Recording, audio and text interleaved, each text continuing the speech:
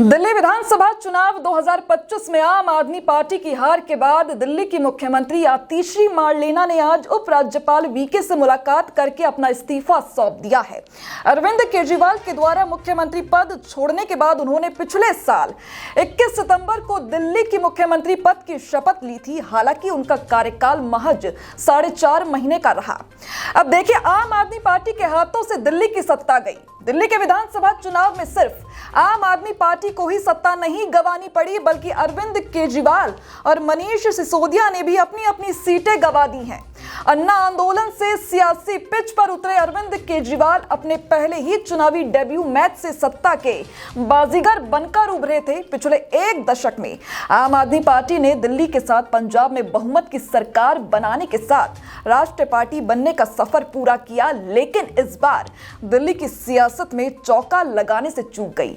दिल्ली की सल्तनत पर 11 साल तक काबिज रही आम आदमी पार्टी को विधानसभा चुनाव में करारी मात खानी पड़ी। आम आदमी पार्टी 22 सीटों पर ही सिमट कर रह गई, तो बीजेपी 48 सीटों के साथ 27 साल के बाद सत्ता में वापसी करने में सफल साबित हुई। चुनावी हार के बाद केजरीवाल के दिल्ली विकास मॉडल की हवा निकाल दी है, तो साथ ही आम आदमी पार्टी के राष्ट्रीय फलक पर भर रही सियासी उड़ान पर ब्रेक लगने का खतरा मंडराने लगा है। ऐसे में यह सवाल उठता है कि अब अरविंद केजरीवाल और आम आदमी पार्टी का सियासी भविष्य क्या होगा। दिल्ली की सत्ता की तस्वीर पूरी तरह से बदल गई है। 27 सालों से विपक्ष में बैठने वाली बीजेपी अब सत्ता में प्रचंड बहुमत के साथ काबिज हो गई। आम आदमी पार्टी 11 साल तक दिल्ली की सत्ता में रही और पहली बार विपक्ष में बैठेगी। सत्ता में रहते हुए केजरीवाल विपक्षी नेताओं को मार्शल के जरिए सदन से बाहर निकलवा देते थे। केजरीवाल, मनीष सिसोदिया और सौरभ भारद्वाज जैसे दिग्गज नेता चुनाव हार गए, जिनकी गैर मौजूदगी में विधानसभा में विपक्ष का नेता कौन होगा। गोपाल राय और आतिशी चुनाव जीत गए। ऐसे में सदन में पुरजोर तरीके से बीजेपी सरकार के खिलाफ आवाज उठानी होगी, जिसे कौन धार देगा। दिल्ली में आम आदमी पार्टी चुनाव हारने और सत्ता से ही बेदखल नहीं हुई, बल्कि अरविंद केजरीवाल के लिए अपनी सियासत को बचाए रखना आसान नहीं है।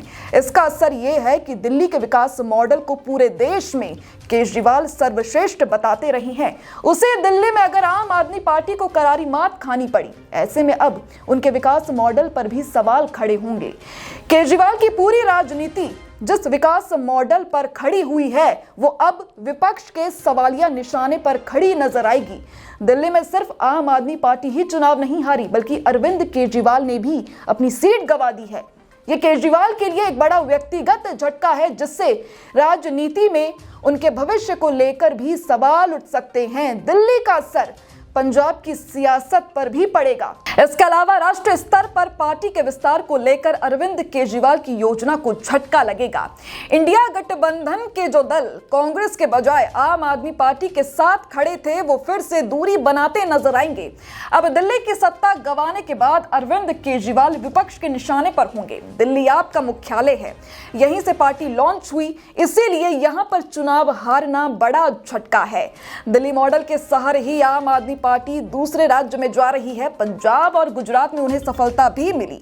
दिल्ली में हारने से उनके विस्तार की योजना भी प्रभावित होगी। पार्टी का अस्तित्व ही दिल्ली की वजह से है।